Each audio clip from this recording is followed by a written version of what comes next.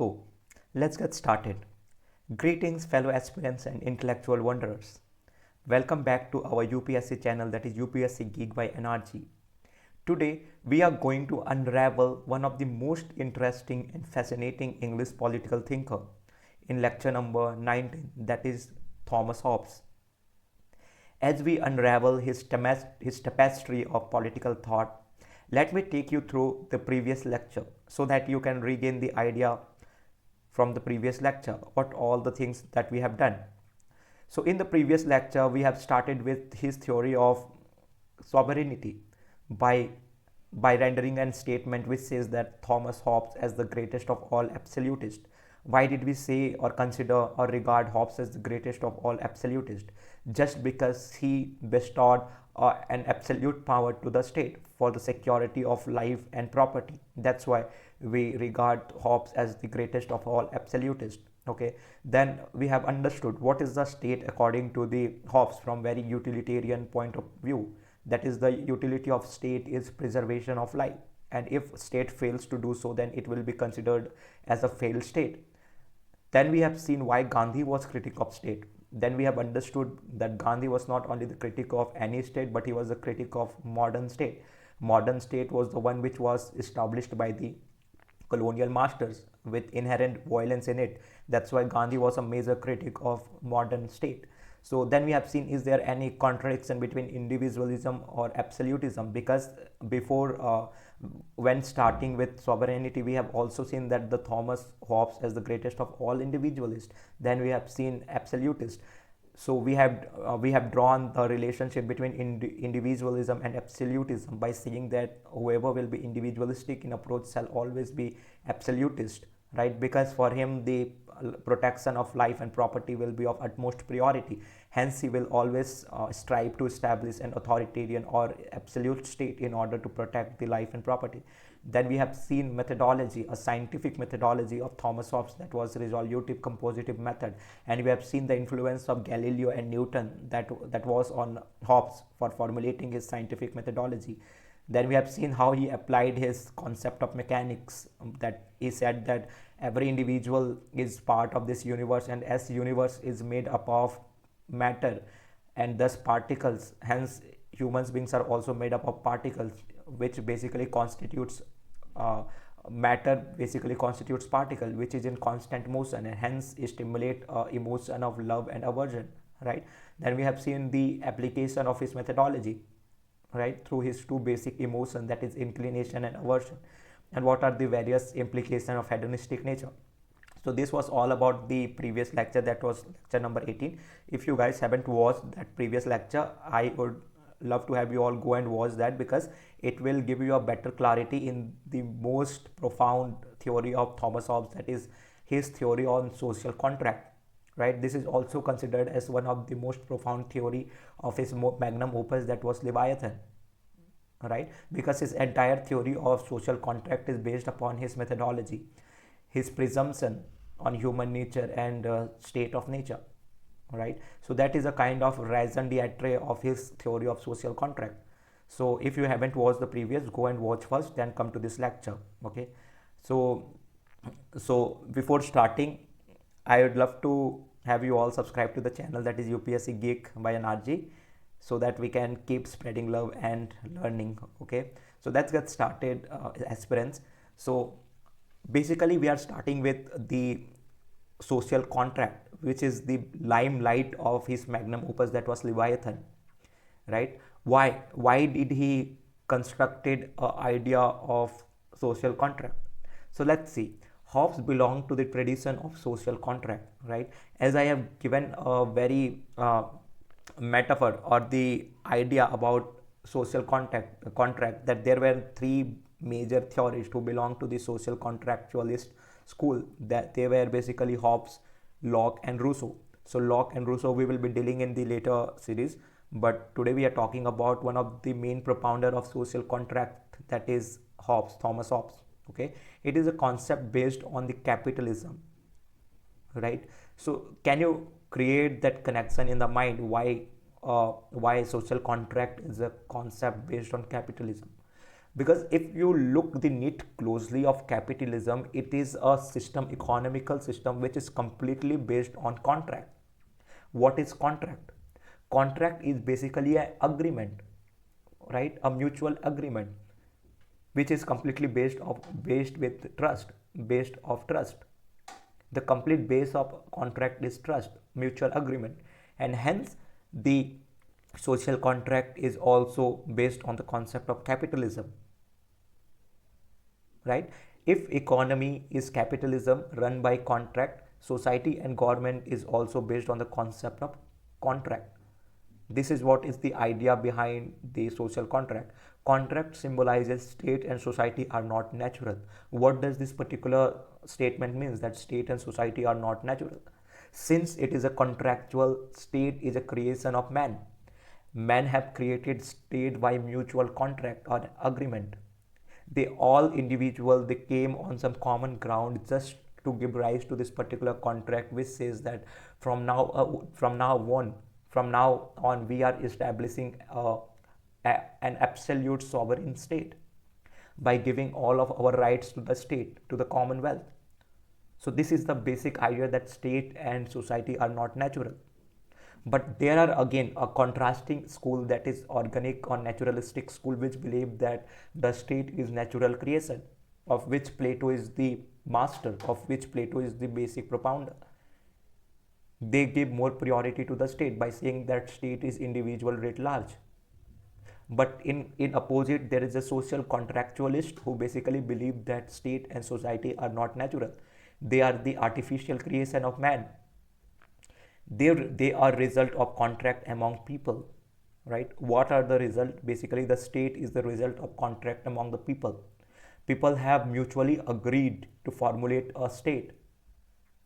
Mechanistic view of state in opposition to naturalistic view or slash organic view of the state. Okay, so this is basically a mechanistic view or an artificial view, which says that state was mechanically created by people, by individuals, by coming into the contract with each other, right? So this is what a mechanistic view of state is, which is against naturalistic or organic view, which says that no, state is the natural creation.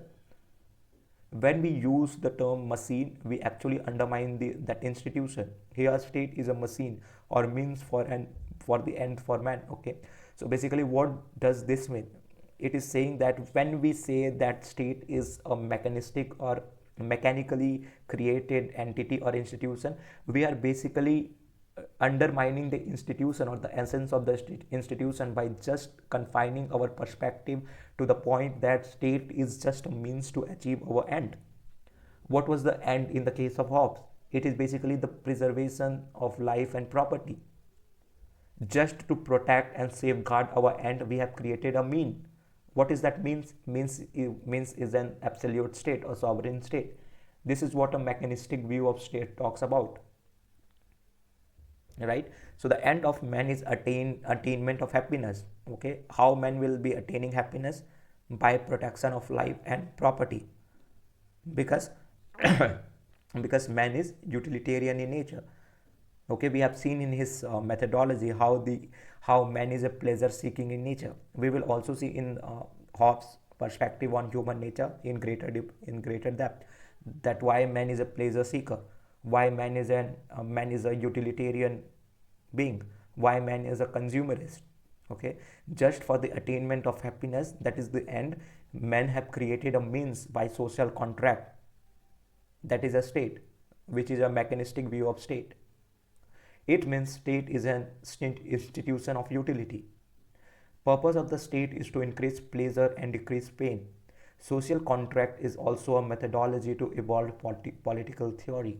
Okay, so this is a social contract in itself is a methodology to give rise to a complete different political theory, because they will completely confine the political theory to the means in the sense of utility, that state being a mean is only for the sake of utility to achieve an end, that is attainment of pleasure or happiness in the case of men.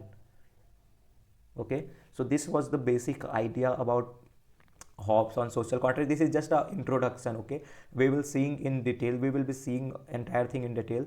So basically social contract includes a description of human nature.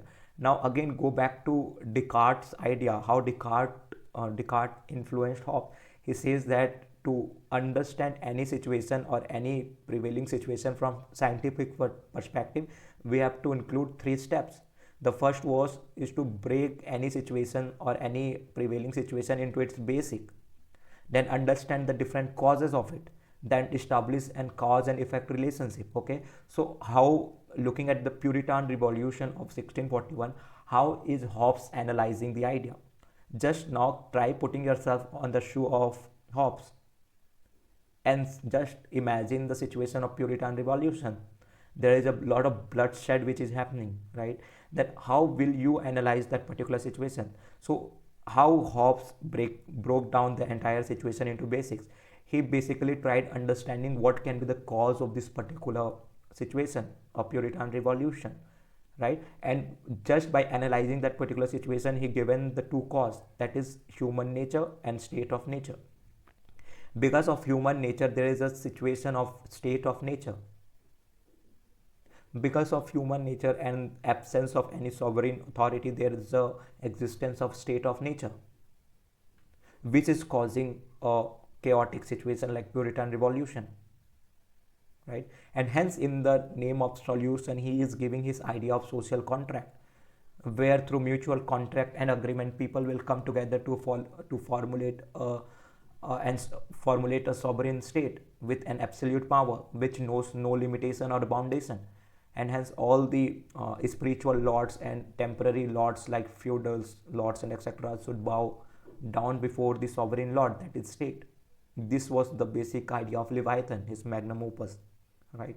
So he is giving two cause, basically the description of human nature, that man is by nature a pleasure seeker, which with continuous chasing of power, and second, the absence of any sovereign authority, which is causing the state of nature, a state of chaos. And hence in the name of solution he is propounding the idea of social contract, a idea of sovereign state, right? So this is how you draw the connection between different theories. If you will simply by heart the concept, you will not be able to understand and retain the essence of the theories, right? So let's see what was his description of human nature. Okay, and the third is process of contract, basically where he talks about his perspective on liberty, his perspective on law, right, in order to ensure better governance in the sovereign state, which we will see in the next lecture. In today we will be mainly dealing with his theory of social contract, which will basically include his description of human nature, which is the cause, right? And hence effect will be the state of nature, and final result solution will be his social contract, that is sovereign state.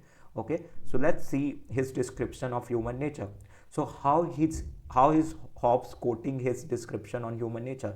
Just a one liner will be, life of a man is a continuous search for power after power, which ceases only upon his death. Let's reiterate it. Life of a man is a continuous search for power after power, which ceases only with his death. In this statement, there is one very profound word, that is power. And Hobbes is greatly emphasizing on the term power. Why man is seeking power here? Why man is chasing power after power? Okay, why? So let's understand why power. Okay, in above statement, Thomas Hobbes explains the reasons behind power-seeking nature of man. Now we are going to see a reason why man is seeking power after power, right? He applies again his methodology of resolutive compositive method to understand the fundamental characteristics of human nature. He is applying his scientific methodology, that was resolutive compositive method, to understand the basic of fundamental human character, that why man is searching or chasing power after power. What is the reason behind it? And just to find answer, he is applying his methodology of resolutive compositive method. He says that like anything else in the universe, human brain is also made up of particles. Okay, he is again giving the same analogy which we have seen in his methodology, that as universe is made up of matter and particle. Similarly, human beings are also, being part of universe, are also made up of matter and particles. And particles in the brain are in constant motion, which gives rise to two basic emotions, that is love and aversion. Since men always will be inclined toward love and avoid pain, they will make sure that they have a power so that they can continue the sense of pleasure they are enjoying. Because if one is doing, or if one is following the same path of seeking pleasure, everybody is also doing the same, right? And we have to take into the consideration that the resources are very limited. Let's say there are only 2 pens, but people who are chasing those 2 pens are 10, right? Resources are limited and people are en masse, right? So the two very powerful people will be able to achieve or get those 2 pens. Just to draw a simple analogy so that you understand the concept better, right? Resources in the case of pen are very limited, but people, the demand is more. What will people do? People will start chasing power so that they can eliminate each other and get to the pen to satiate their pleasure, right? This is the basic idea, and this is how you understand. So the things which give us pleasure generate the emotion of love, and things which give us pain generate the emotion of aversion, right? So this is what, how Hobbes is justifying his particular statement, that the things which gives us pleasure will generate an emotion of love within us, and hence we will keep on chasing things which give us pleasure. We will keep on chasing things which give us pleasure, which satiate our emotions of love, and we will ensure everything to avoid the things which give us pain or the emotion of aversion, right? Hence there is a continuous desire for things which give us pleasure. Man is not satisfied. Satisfaction of one pleasure give rise to search for another. And this is how the concept of instant gratification emerges, right? Because there is no end to this loop of satisfaction chasing. Because once you get the one pleasure, you will keep on chasing the other and other and other, because it is never ending loop, which only ceases to end upon a man's death, right? This is the basic idea behind it. So power is a means to obtain the things which give us pleasure. And here for Hobbes, he is saying that power becomes a means to achieve an end, that is pleasure. It can be physical power, economic power, political power, or any other sort of power, right? Why we are aspiring to become a civil servant? Why we are aspiring to be an IAS? Just because it will give us power so that we can satiate our emotion of love. Again, the end for that satiation can be different thing. For some people it will be social service, which gives them immense pleasure. For some it can be lifestyle, which gives them immense pleasure, right? But the ultimate means is chasing power. We are chasing power just to ensure that we satiate our pleasure. Whether it is physical power, whether it is economic power, whether it is a political power, irrespective of powers, we are chasing power to obtain our end, that is pleasure, right? Since the desires for pleasure continue throughout the life, the search for power also continues, right? Because this chasing of pleasure is never ending loop, thus the chasing of power is also never ending loop. It also becomes never ending loop, because just for the sake of chasing of pleasure, people will keep on chasing the power to satiate their pleasure. And in this world we have got the limited resources, and hence the chasing of power will also become a never ending loop. Hence the life of a man is a continuous search for power after power, which ends only with his death. How beautifully Hobbes is trying to put this entire idea into a basic profound statement, which says that life of a man is continuous search for power after power, which ends only with his death. Thus power seeking nature of man is a derivative of the utilitarian nature of man, right? It is derivative of utilitarian nature of man. How? Because the utility of a man is to derive pleasure for the thing, pleasure from the things. That is the teleo, or the final utility of the man, to derive pleasure, worldly or materialistic pleasure, right? And hence his power seeking nature is also becomes a part of utilitarian nature of man. Just to satiate his sense of pleasure, man is seeking power after power, which ceases only with man's death, right? This is the idea which Hobbes is giving on human nature. So let's do a critical evaluation of his perspective on human nature. So before going to critical evaluation, let's try to understand his perspective from our point of view, right? He is giving us a story. He is giving us a story by saying that man is continuously chasing power after power. Man is a pleasure-seeking man. Now connect it to the Puritan Revolution. There is a constant bloodshed tussle going on between the Catholics and Protestants, between the monarchy and republicans. Why? For the limited power, right? And this is how Hobbes is trying to draw the analogy. Because man is a pleasure-seeking, power-seeking man, he will always engage in power tussle or war just to gain the power or resources, which will accrue him the immense pleasure.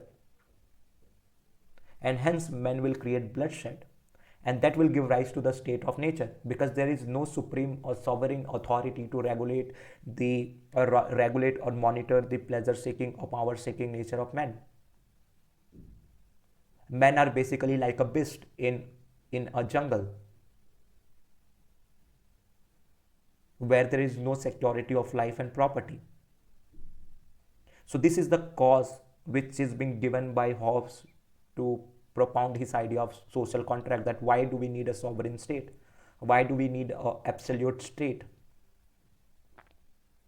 Right? Try understanding from this point of view. Because there is a nature of man which is giving rise to nature of state, where the situation becomes chaotic, there is no security of life and property. We are propounding the idea of an absolute state, of a sovereign state which knows no limitation or boundation, right? So this is what was his perspective on human nature. Now let's go to a critical evaluation. Let's do a brief critical evaluation. Hobbes' description of human nature is too much influenced by the situation prevailing in England during his time. Very true, right? Whatever idea he is propounding is basically on the basis of Puritan revolution of his time. The chaotic situation, the state of nature, the bloodshed that was happening during his time is the resultant, or is the consequence, is the thought of Thomas Hobbes is ramification or consequence of those situations which was prevailing during his time. Again, had he belonged to some other times, his perspective might have been different. He gives only one-sided view of human nature. Let's understand this. Why do we say that he gives only one-sided view of human nature? He only says that man is a pleasure-seeking, power-chasing man, right? He takes very bleak notion of humans. Just understand this concept. If man is so pleasure-seeking, if man is so power-chasing, if man is so bleak, then why would they give rise to the contract to have a sovereign state, which might turn corrupt and despotic on themselves? So taking this into the consideration, he gives only one-sided view of human nature. This is the second point. The first was he was very much influenced by his situation prevailing in England. The second is he gives very one-sided view of human nature. Third, the way he describes human nature shows Hobbes as the scholar of emerging capitalist class, right? Basically, he is saying that man is utilitarian in nature. Man is a pleasure seeker. Man will chase power after power, right? These are basically the traits of emerging capitalist class, who were chasing the properties during his time, who were chasing money after money, and hence his perspective is very confined to the emerging capitalist class, right? It cannot be considered as the scientific explanation, as it is nothing but a discourse. And taking all these things into consideration, as he said that his methodology is very scientific, that was resolutive compositive method, it does not sound justifiable that this is a scientific approach to his political thought. It is a mere discourse of Hobbes. This is what a critical or critic says, right? This can also be seen as an attempt by Hobbes to justify absolute authority of state. Very valid point. He is talking about a sovereign state with an absolute power. So isn't all this just a justification for his absolute state, that is Leviathan, which will know no limitation or foundation, right? A important thing to ponder upon. So just give it a thought.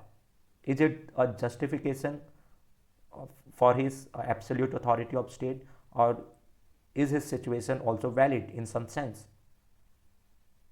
And try putting your thought in the comment section. I will give them a read and I will respond to you all, guys. Okay. So this is what he says about his perspective on human nature. Now let's understand his state of nature. Because of human nature, because of absence of a sovereign state, he is talking about a state of nature, that there is no sovereign absolute state to monitor or regulate the activities of citizens, and hence there is an existence of state of nature. What is state of nature? In three profound statements, he tried summarizing his entire state of nature. That the state of nature is a state of war of all against all. The state of nature is a state of war of all against all. Why? Why? A big question mark. Just in the previous lecture, we have understood that man is chasing power after power, which shall cease only upon his death. And what will men do just to have that power? They will engage in war. They will try eliminating other powerful people so that they can sit on the throne. They can come to the power, right? And hence the state of nature is a state of war of all against all, because there is no sovereign or the absolute powerful authority to put a limitation and foundation of power chasing nature of man. In the state of nature, the life of a man is nasty, poor, brutish, and short. Why? Because man is always fearful about his life, about the protection of his life and property. And hence, just for the sake of self-preservation, he will end up killing or harming the other one, because he is so fearful about his own life. And hence, in the state of nature, the life of man is nasty, poor, brutish, and short. In the state of nature, there is no scope for art, literature, letters, navigation, industry, right? Because men are always in the war. And hence, there is no other expression of leisure like art, literature, letters, navigation, and industry. Why these particular streams? Because they were very prevalent or emerging during the early modern European countries, right? There were basically a proliferation of art, literature, navigation, industry, and etc. Right? So this is the magnum opus, that is Leviathan, and the central idea of social contract is usually or is basically coming from his magnum opus, that is Leviathan. And the picture you are seeing on the book is basically the Leviathan, or supreme authority or supreme absolute man in the form of sovereign state. He is all powerful. So basically Hobbes is trying to say that all the weaklings who are equal, all the weaks who are equal, they will come in the contract with each other just to make or just to choose a more sovereign or absolute ruler for them. That will be Leviathan, a metaphorical word which has been used by Hobbes for more sovereign and absolute power, right? So this is the three statement which needs to be taken into consideration for state of nature, and try mentioning or start answering with this particular statement when any questions related to social contract is asked in the exam. It will give you more edge, right, and good flow to the answer as well. So let's see his state of nature in more depth. Guys, I'm very sorry and apologetic about my throat. It is a little bit sore, so kindly bear for some time. Okay, so let's get started. State of nature is a hypothetical concept used by social contract thinker to show how our life will be in the absence of state. So what is state of nature? State of nature is basically a hypothetical concept or an imaginary world, which is being as an analogy by the social contract thinker to explicit that there is no absolute state, or there is an absence of state, or when we live just according to our own nature based on our own wills and instinct, right? So for that purpose, for that sake, the state of nature, the idea of state of nature is being propounded by the social contract thinkers. Why are we saying social contract thinkers? Because this will also be taken forward by his later thinkers like Locke and Rousseau and etc. Right? That's why social contract thinkers, they all will believe in the notion that there is a state of nature in the absence of a sovereign absolute power. And why do we use the term that it is a hypothetical concept? Because at least in European literature, there is no single evidence of state of nature, right? So basically this was the imagination or imaginary hypothetical creation of Hobbes, just to illustrate how the state will be in the absence of a sovereign state. And that is said in the form of state of nature.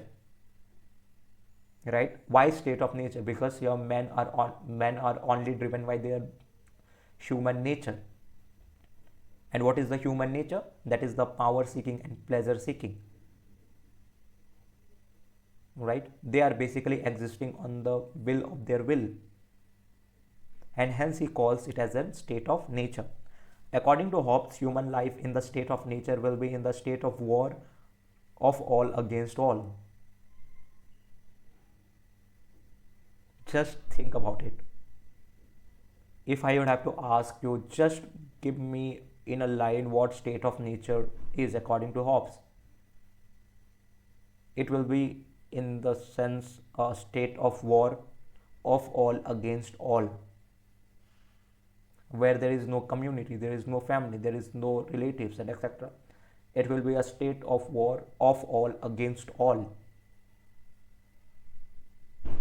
Does it making any sense? I'm hoping so, because it is very interesting analogy that Hobbes is trying to propound. He finds explanation for the state of war in the fundamental characteristics of human nature, what we have seen in his perspective on human nature. That is why he is also explaining the cause of state of war in the fundamental characteristics of human nature. What is that fundamental characteristics of human nature? It is basically man is utilitarian in nature. Why man is utilitarian in nature? Why man is power and pleasure seeker? Again, he is trying to justify this particular notion about human nature by attaching a scientific methodology, that is resolutive compositive method, that there is a constant movement of particles in the brain, which is causing a sensation of love and aversion in human brain, and hence man will always try chasing pleasure in order to avoid pain, and that's why man becomes utilitarian. He will chase things which will accrue him more pleasure. Did you guys think why is he trying to justify his particular notion on human nature based on the scientific methodology? Because if he would not have been using a scientific analogy or scientific methodology to justify his statement, it might not have gotten an acceptance, because that was the age of science, age of Renaissance, age of industrial revolution, age of capitalism.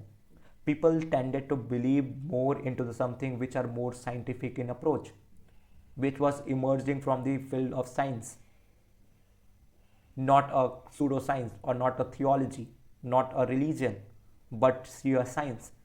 That's why he's trying to justify his different concepts and perspective from the lens of science. This is the basic reason behind it. Movement of particles continues so long as we are alive. Hence, there is a continuous search for pleasure. Right? Again, when we go back to his previous perspective on human nature, he says that man is chasing power after power, which ceases only upon his death. Why it will cease only upon his death? Because he is saying that the constant movement of particles will cease to exist. If man dies, the particles will become static. They will not move, and hence the emotion of love and pain will also get eliminated, and hence his power seeking and pleasure seeking nature will come to end. Right? This is what a reason he is giving for his state of nature. Why state of nature is of war, of all against all. Right? Because man is pleasure seeker, man is power seeker, man is in the constant loop of power and pleasure seeking. Man will try eliminating others just to have the possession of the limited resources. Right? So power is a means to obtain the things which give us pleasure. Very valid point. And we have already discussed why we all are also on the loop of power, to become an IAS, to become a civil servant. He brings the dilemma of unlimited desires and limited means.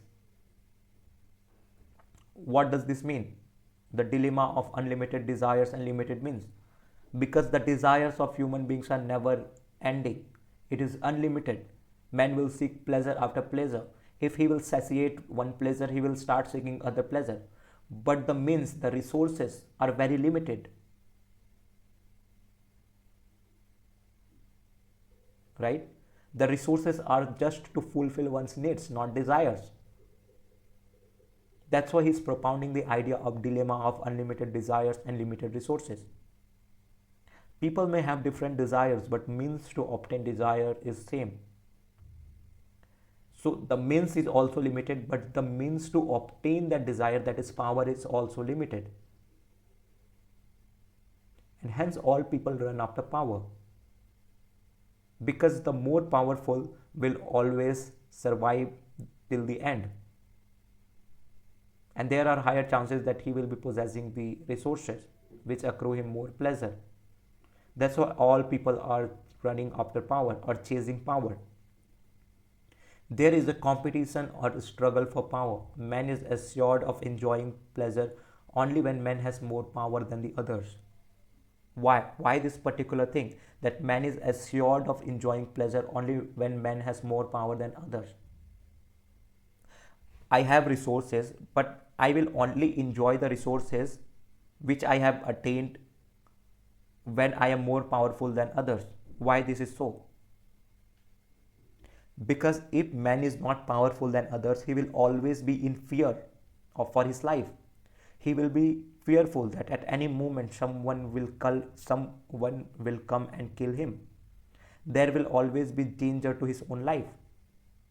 And in spite of having a possession of a particular resources which will accrue him pleasure, he will not be able to enjoy that because of imminent fear which is inherent in human beings. Hence, power becomes a zero-sum game. In spite of having a resources, just to have more power so that I can enjoy the limited resource, I will chase power after power. And everyone will do the same thing. And hence, power becomes a zero-sum game. Why zero-sum game? Because one person increases his power, it makes other person powerless in the same proportion. And hence they will also have an aspiration to acquire the same power, to be a powerful, so that they can also derive the pleasure. Right? And hence it becomes a game of power chasing, which is never ending, and hence it's become a zero-sum game, where there is a no victor at the end. Hence the other will also try to acquire power, and the struggle will continue. Hence the life in the state of nature is the state of war. There is no security of life. there is always a fear that other person can deprive me from my life. And hence men will try chasing the utmost absolute power. What will this lead to? This will lead to the state of nature, state of chaos, state of war, of all against all, where the life will be nasty, poor, brutish, and short. This is how you draw the connection. This is how you connect to different concepts and topics, right? So because of his human nature, he is talking about his state of nature. Because of human nature, there is an existence of state of nature, because there is no absolute state. And hence he will talk about his social contract that will basically propound the idea of absolute state. Because of this causes, he's trying to convince the readers that there should be an absolute authority or absolute state during his time, right? When life is not secure, there is no scope for good life, and hence the life of man will be nasty, poor, brutish, and short. Basically the justification for the statement which we have seen. Why the life of the man will be nasty, poor, brutish, and short? Because there will be no security of life, and hence there will be no scope for good life, because people will be in constant fear. People will be in the state of insecurity. At whatever time their life can be taken away, right? In such scenario, there will be no scope for civilizational development. Such a state of nature is a state of pain. Hence, pleasure-seeking man would like to avoid anarchy or state of nature, right? Again, he is trying to give reason again here, right? Hence, state of nature will be nasty, poor, brutish, and short, where there will be no scope for good life, right? It will be a state of pain. Hence, men will try to avoid anarchy or state of nature. That's why they would come together to formulate or give rise to a contract. That's why they will come into a mutual agreement, so that they can have a sovereign absolute power who will ensure their protection of life, their protection of property, their attainment of pleasure, their attainment of happiness, right? So let's see critical evaluation. Okay, so now the transition will be to the social contract. We have seen why people are coming into the social contract, right? Why people are giving rise to contract, why people want to have a sovereign power, right? To just diverging from the flow, I am just giving you an idea of critical evaluation for the answer writing per se. So it is to be noted that his description of state of nature is influenced by the situation prevailing in Britain during the time of civil war, right? Somewhere the Puritan Revolution of 1641 also is an imaginary world of state of nature in the mind of Hobbes, because he has seen the bloodshed that was created during the time of revolution, right? And he understood that there is no supreme power or sovereign power, right? There was a constant power tussle which was going on between the monarchy and republicans. They were the supreme power themselves, and there is no power above them. That's why he has articulated his state of nature, that there should be an absolute sovereign power without any limitation of church and the temporary lords. They were the republicans basically, right? So his description of state of nature is very much influenced by the situation that was Puritan Revolution. The first point. The second point is again will be he is just trying to justify his absolute authority of state, just by trying to give an idea of state of nature and state of or his perspective on human nature. He's trying to justify the absolute authority of state, right? So we have seen the situational analysis, that is human nature and state of nature. Now understand Hobbes as a personality, right? Hobbes could have talked about, let's say, a constitutional republic, right, like Aristotle. But why he has chosen the concept or the idea of absolute sovereign power, right? Because of fear. So here Hobbes says that I and fear were born together. He was very timid. He was very fearful about the situation. He was not very sure about his own life. That's why he always wanted an absolute power, an absolute authority who could safeguard and protect his life. In the above statement, Hobbes has shown that the foundation of the authority of the state lies in the element of fear in the man. Why men will give rise to an absolute authority, a sovereign authority, which will have an immensity of limitations on the citizens. They will end up losing their liberty. Despite of all this, why men will give rise to a sovereign absolute power? Because there is always an element of fear in man, which is very strong, which will not let man live his life, which will not let man enjoy his life, enjoy the pleasure of the life, right? So this element of fear in man justifies the powerful state. Hobbes is not only one of the greatest political philosophers, he is also one of the greatest authors in the English literature. He has used metaphorical language. For example, Leviathan. Leviathan is the metaphorical term he used for an absolute power or absolute authority. So he is not only a great political thinker, he is also a great English literature or author in English literature basically. We will see that is also one of the reasons why we are seeing a lot of analogies, lot of aphorisms, that state of nature is a state of war, of all against all. State of nature is a state of the life in the state of nature will be nasty, poor, brutish and short, where there will be no scope for good life, right? So we are seeing a lot of this metaphorical language. Why? Because with Hobbes being a great political thinker, he was also a great author in English literature, right? The above statement has linked with the event in his life, right? Why he is saying that I and fear were born together. So there might be some situation in his own personal life because of which he is very fearful. He is very timid in nature. Let us see why he was so fearful, which led him to say that I and fear were born together. His mother gave a premature birth to him because of fear of Spanish Armada. So there, before Puritan Revolution, there was a Spanish Armada, the one you can see in the picture, where a number of naval ships from Spain, they have attacked the England through their sea coast. We all know that the UK is a island nation, right?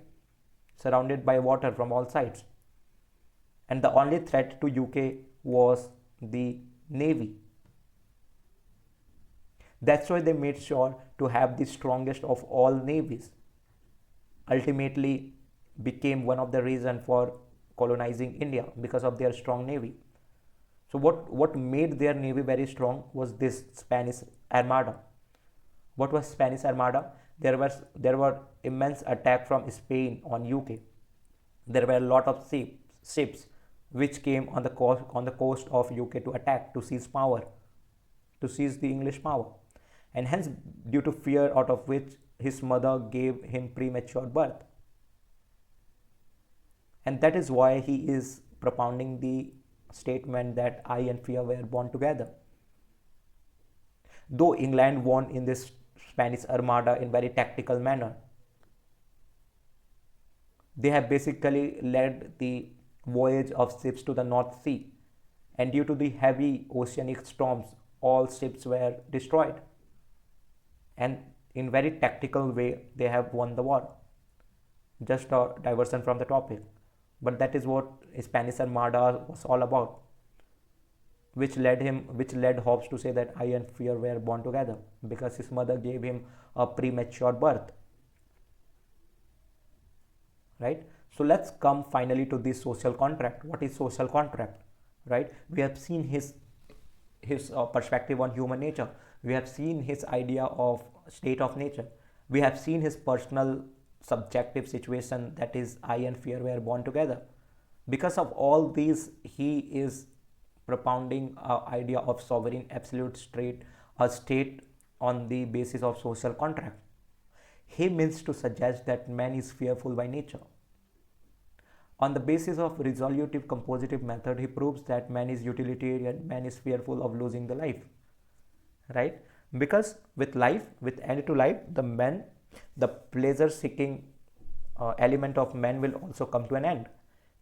That is what men will never want. They will always want pleasure, they will avoid pain, and hence the death will cause them a lot of pain. That is why they want a sovereign absolute power, so that their protection of life and property can be ensured. Man fears death because that is the end of pleasure. In the state of nature, there was no security of life. It was the state of war, of all against all. Life was nasty, poor, brutish, and short. Hence, for the sake of security of life, man enters into contract and creates the state. Right? This is the thing. Okay, this is the main reason of all the story we are hearing since last 2 days. Because of all this reason, that state of nature is a state of war of all against all. The man is a pleasure seeking, power chasing animal. The life in the state of nature is nasty, poor, brutish, and short. That is why men, they all come together to eliminate the pain by coming into the mutual contract to create the sovereign absolute power, that is Leviathan. The most important function of the state is the protection of life. Right? Why it will be the most important function? Because it is the absolute right of the man, the protection of life, which will ensure his pleasure throughout his life. Right to life is the supreme right. State is to preserve the right, preserve the absolute right, that is right to life. Even in India, we have right to life as our supreme right or absolute right, and even which can only be taken on the procedure established by law and not in an arbitrary manner, and hence it becomes an absolute right. And even state cannot take the life in an arbitrary manner, right, which I have just said. Just like Machiavelli, he also established the basis of authority in the fearful nature of man. Right? So as Machiavelli also talked in his magnum opus, that is the Prince, that just because men are very fearful, men are very weak, they will also oblige to formulate an authority of the prince. They will oblige to the authority of the prince, right? Because they are fearful. They want an absolute authority to protect their lives. On the same basis, on the same line, Hobbes is also constituting his idea of social contract. Just because men are very fearful about their life, about protection of their lives, they will come into the social contract to give rise to a state, an absolute state, a sovereign state. Right? So who are the parties in the contract, or who will be the parties in the contract? So there is a contract, right, which is giving rise to an absolute state. So who will be the parties in that particular contract? So according to Hobbes, it is contract of all with all. Right? The entire citizens of a state will be part of that particular contract. It means this contract will be applicable on all, because it is formulated on the mutual agreement of entire citizens, and hence it will be applicable on all. And if someone do not obliges with the contract, then there is also a provision of punishment, a provision of sword, because Hobbes himself propounded the idea that the covenant without sword is nothing but a word. So what are the terms and conditions of the contract? What will be the terms and conditions? Okay, all people decide that they will transfer all of their rights which they were enjoying in the state of nature to the third party. And who is that third party? The third party is a state or commonwealth, a sovereign state or commonwealth. It is one and the same in the case of Hobbes, Leviathan. Okay, it is basically state or commonwealth upon which men will transfer all of their rights which they were enjoying in the state of nature. What was their rights? It was basically the liberty to chase pleasure, liberty to chase power. So they will transferring all these rights to the commonwealth. Okay, was there any limitation on the liberty of men? Or to talk in more present context, will there be any limitation on the liberty of men?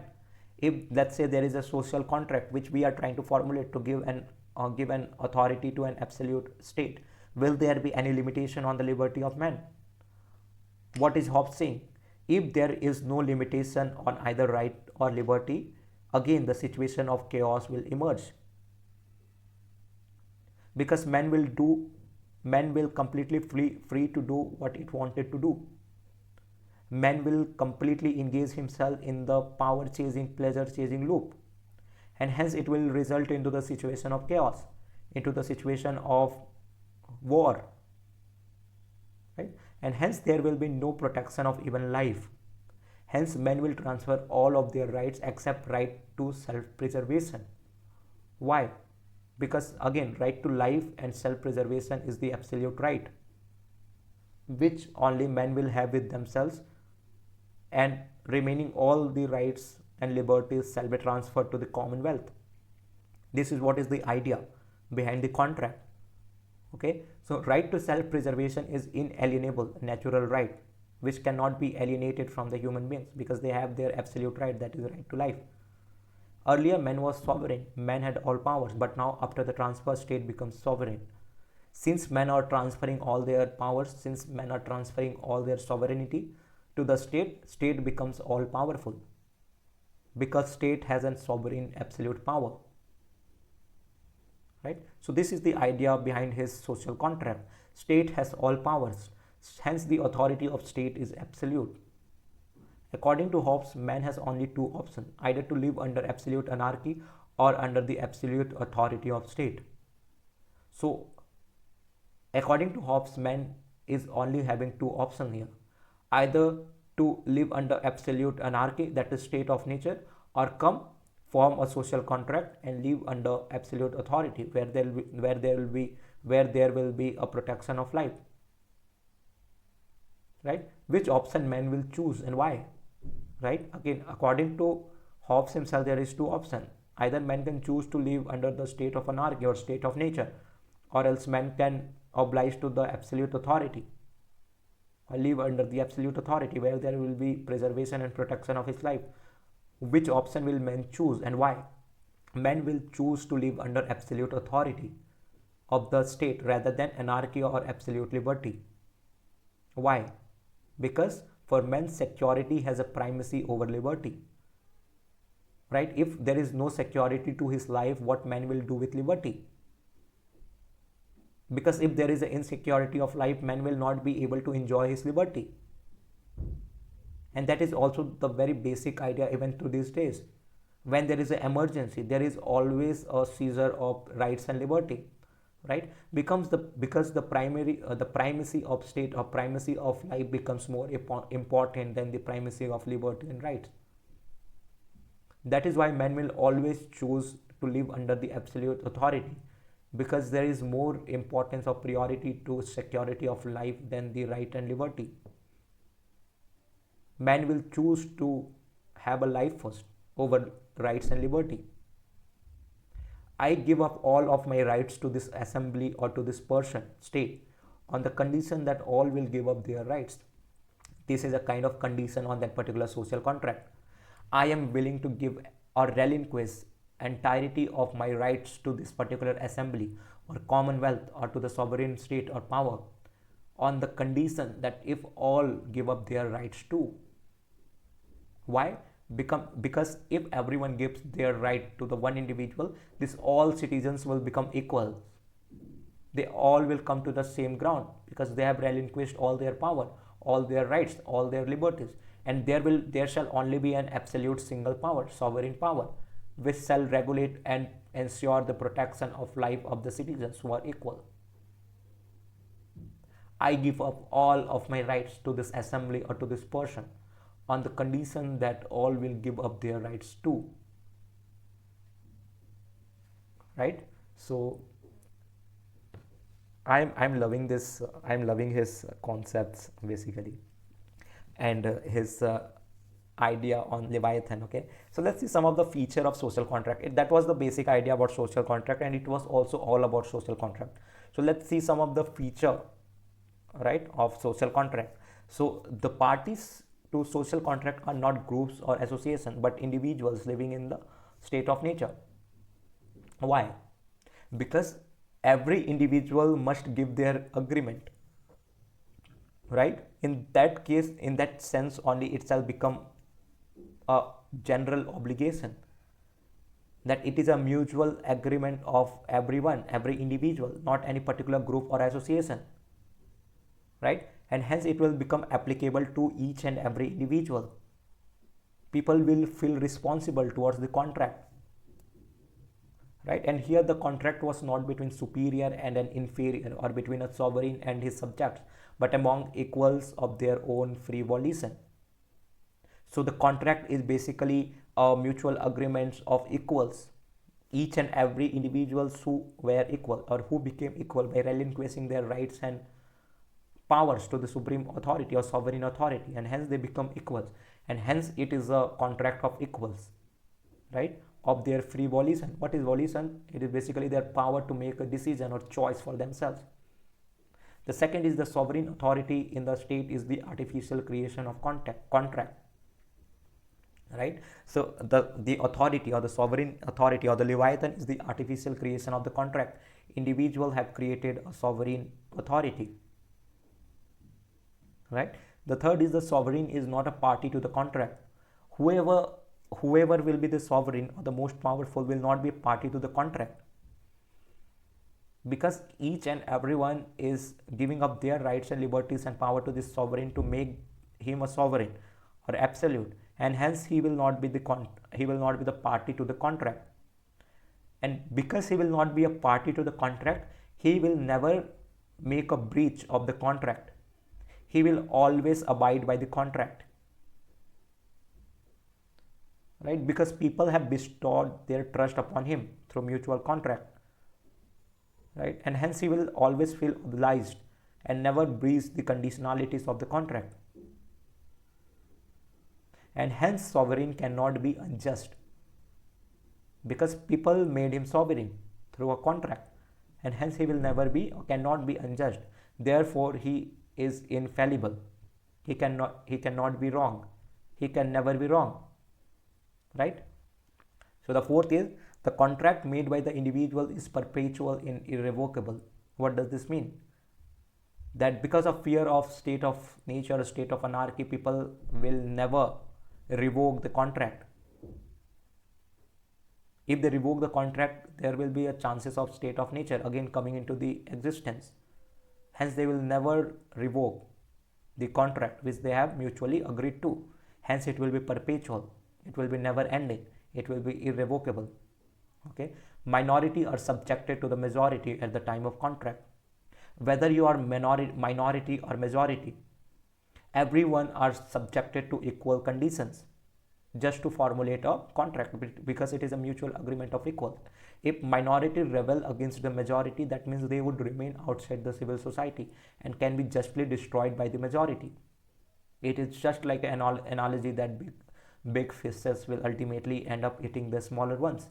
Hence the minority will always be subjected to the majority, right? Whatever majority will decide will also be applicable to minority. The state is the result of contract and is bound to protect individuals' life from inside or outside encroachment. Since state is the result of contract, that is mutual agreement, the state is bound to protect the life of individual from the internal and external encroachment, from internal and external threats. The seventh one, his theory of social contract arose because he was out to support to a particular system of government, that is absolute monarchy. Right? So why he is basically talking about social contract? Because he is trying to justify his idea of absolute monarchy. Why? Because he was very fearful about his life. So this was the feature of social contract. Now let's see some of the criticism. Okay, again his contract is not a charter of freedom, rather becomes a bond of slavery. Why? Because they are basically giving all their liberties, all their rights to the sovereign authority, and hence in some manner they are trying to bind themselves in the chains by losing all their liberties and rights, right? This is just for the sake of criticism, and it is from one point of view it is true as well. The contract once for all but for their rulers, right? The ruler once chosen may prove to be corrupt. But due to the fear of relapse into the state of nature, the people would be helpless in replacing the sovereign. Having bestowed the absolute power over the sovereign authority, that is Leviathan or that is state, the institution of itself can go corrupt. The supreme authority or sovereign authority can himself go corrupt. And just because of fear not to relapse into the state of nature where there will be threat to their lives, they will not end up having any choice to act upon the supreme authority. Right? His history is that it puts the cart before the horse. What is this particular analogy that he is putting cart before the horse? So here horse is every individual and cart is state, and hence Hobbes is trying to put an state before the horse. It is the society that comes first, then the state and government, but his contract has reversed the same order of precedence, right, by putting state before the individuals, because it is very obvious, because they belong to a social contractualist school, which says that state is the creation of man, and hence state will come first just for the sake of protection of their life. Right? So these are some of the criticism. First is bond of slavery. Second, the institution of authority, sovereign authority can also go corrupt, but they will not end up having any choice or volition just to act upon the corrupt authority, just because of the fear that they will relapse back into the state of nature. And third, he is trying to put cart before the horse. Okay. The fourth is he fails to give convincing theory of ever binding contract on all generations, because since the contract will be perpetual, the contract will be irrevocable, even the future generations will also have to oblige on the same conditions which was formulated by their forefathers, and hence they will have no right to amend the contract. They will have no right to reverse the contract made by their forefathers, and that will be a kind of injustice to them. Right? Professor Vaughan, he criticizes Hobbes' theory that he has given only two choices to the individual, either slavery or anarchy. Either you are in anarchy in the state of nature, or you become a slave in the state or in the rule of state sovereignty or absolute authority. Right? So you have to choose either. You cannot deflect. Either you have to choose slavery, either you have to choose anarchy in the state of nature, or else you have to choose slavery in the sovereign state. Right? So this was all about the criticism of his theory of social contract, guys. Now let's see a conclusion, that every thinker is a child of his time. This is the prima donna profound statement of Lasky, who says that every thinker is a child of his time. So we have seen his theory of social contract. We have seen the criticism. So just to avoid the conflict, that his theory is also sounding good, but criticisms are equally strong. How should we shape our thinking? How should we shape our perspective? So we have to avoid any such dilemmas. We have to avoid any such contradiction just by balancing the notion out. How do we balance it? So just by confining to the idea that every thinker is a child of his time.